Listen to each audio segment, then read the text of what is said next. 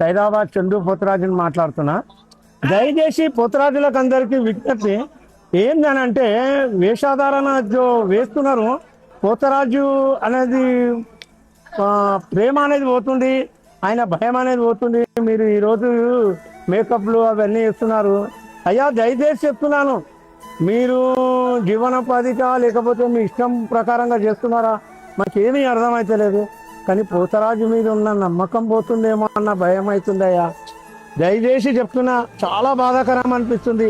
ఆ వేషధారణ అవి బాల్లాగా అవన్నీ ఎట్లా చేస్తుందంటే, ఒక పోతరాజు మీద ఒక రాష్ట్రంలో భక్తులకు ఎంతో నమ్మకం పోతరాజు అంటే, ఆ నమ్మకం లేకుండా తెలంగాణ రాష్ట్రంలో మొత్తానికి పోగొట్టేటట్టున్నారయ్యా. దయచేసి చెప్తున్నాను, మీ పరిస్థితి ఎట్లా ఉందో, మీ ఆవేదన ఎట్లుందో మనకు తెలియదు. కానీ దయచేసి ఆ వేషధారణ వదులుకోండి. మంచి అమ్మవారికి తమ్ముళ్లాగా 7 మంది అక్కజనులకు ఒక తమ్ముళ్లాగా ఉగ్ర రూపంతో ఆటపాటలతోటి ఆనందంగా చేయండి. ఆ అమ్మవారే మీకు ఎప్పుడు అండగా ఉంటుంది. దయచేసి పసుపు, కుంకుమ, కాటిక ఇవి ధరించి మంచిగా అమ్మ భక్తులను అందరినీ ఆశీర్వాదం ఇచ్చండి అయ్యా. కానీ ఆ వేషధారణ మానుకోండి అయ్యా.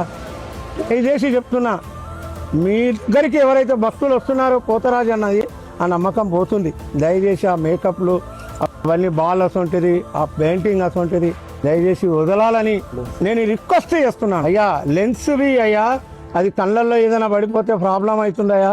అది దయచేసి చూడండి, మీరు గమనించండి అయ్యా. ఆ మంటలు, ఆ గ్యాసు పోతరాజు అవి ధరించలేదయ్యా. దయచేసి చెప్తున్నాను పోతరాజులకు అందరికీ, చూడండి. నాపై కొద్దిగా దయవించి సైదాబాద్ చంద్రు పోతరాజుని మాట్లాడుతున్నా. మరి మీరు దయవించి అమ్మవారికి తమ్ముళ్లాగా ఉండి మీరు చేయాలని నేను మనస్ఫూర్తిగా కోరుకుంటున్నాను. నేనేదైనా తప్పులు మాట్లాడితే నన్ను క్షమించండి. జై బోలో దుర్గా మాతాకి.